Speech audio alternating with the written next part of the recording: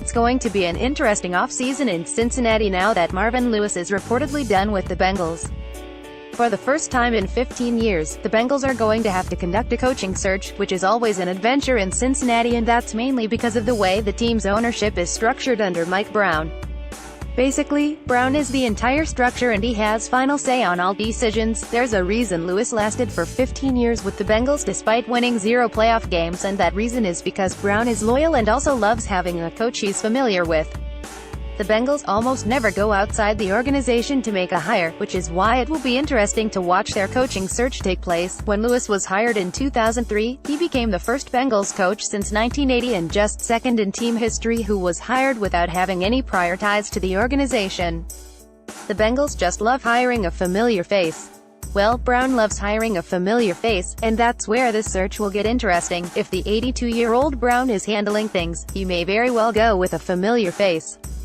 If Brown lets his daughter, Katie Blackburn, who also happens to be the team's executive vice president, handle things, then we might see an outside candidate get hired like we did with Lewis. Remember, the Bengals don't have a general manager, so that position won't have any say in a potential new coach. With all of that in mind, let's take a look at 5 candidates plus 2 bonus candidates. And keep in mind, we're going offensive heavy with our coaching candidates because that's what the Bengals need right now. Internal candidates: Paul Guenther and Darren Simmons. If the Bengals decide to go with someone who's already on the coaching staff, it's almost certainly going to be Guenther or Simmons. Guenther, who took over the Bengals defensive coordinator after Mike Zimmer left in 2014, has been with the organization since 2005. Guenther is in his 4th season as the team's defensive coordinator, and under his watch, the Bengals' defense has been one of the team's most reliable units. The team has ranked in the top 10 of fewest points surrendered a total of 2 times over the past 4 years, which is always a good thing when you have an erratic offense like the Bengals do. The other in-house candidate for the Bengals is special teams coordinator Darren Simmons. Simmons has been with the team since Lewis was hired in 2003, and if the Bengals want some continuity, then going with the 44-year-old Simmons would definitely accomplish that. One thing Simmons has going for him is that he's well-liked by the players and the front office. Outside candidates familiar with the Bengals: Hugh Jackson and Jay Gruden. These might seem like 2 crazy options, but as I already mentioned, the Bengals loving hiring a familiar face, and no one fits the bill more than Jackson and Gruden.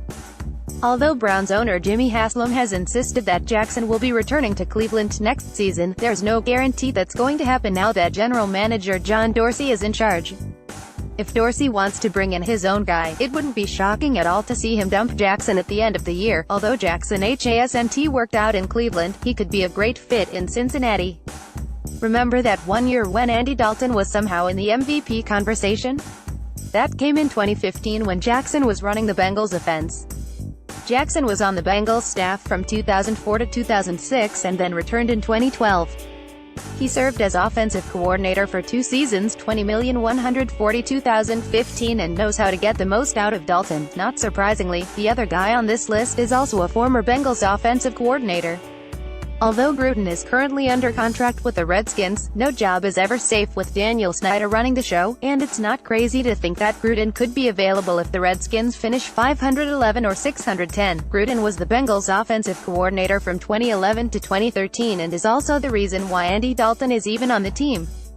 Brown had been thinking about selecting Colin Kaepernick in the 2011 NFL Draft, but Gruden was able to talk him into taking Andy Dalton. After watching 3 coordinators leave over the past 5 years, Gruden, Zimmer and Jackson, and 2 of them having success in other places, Brown might feel that it's time to bring one of them back. Outside candidates: Patriots offensive coordinator Josh McDaniels. McDaniels is going to be on everyone's wish list this holiday season, so landing him won't be easy. One reason McDaniels might actually like this job is because there's a lot of offensive talent already in place. Also, he's not necessarily tied to Dalton. If McDaniels likes Dalton, he can obviously keep him. However, if he doesn't like Dalton, it would be pretty easy to move on from him since the Bengals can cut him after the 2017 season with a dead cap hit of just $2.4 million. Fans in Cincinnati would likely love this hire because of how much success McDaniels has had in New England. Although he had a disastrous 2-year stint as the Broncos head coach, that was 7 years ago, and he's likely learned since then that drafting Tim Tebow in the first round probably wasn't a great idea. Steelers offensive coordinator Todd Haley. Bengals fans might hate the idea of bringing in an assistant coach from their hated rival, but this move actually makes some sense on a lot of levels. For one, we've seen what Haley has done in Pittsburgh and there's no reason to think he can't do that in Cincinnati. One thing to like about Haley is that the Steelers' offense has been ranked in the top 10 in total offense and points scored in every season since 2014. Also, with Ben Roethlisberger seemingly contemplating retirement every offseason, Haley might view this offseason as the perfect time to move on. Like McDaniels, Haley did have a rough time out during his last stint as a head coach.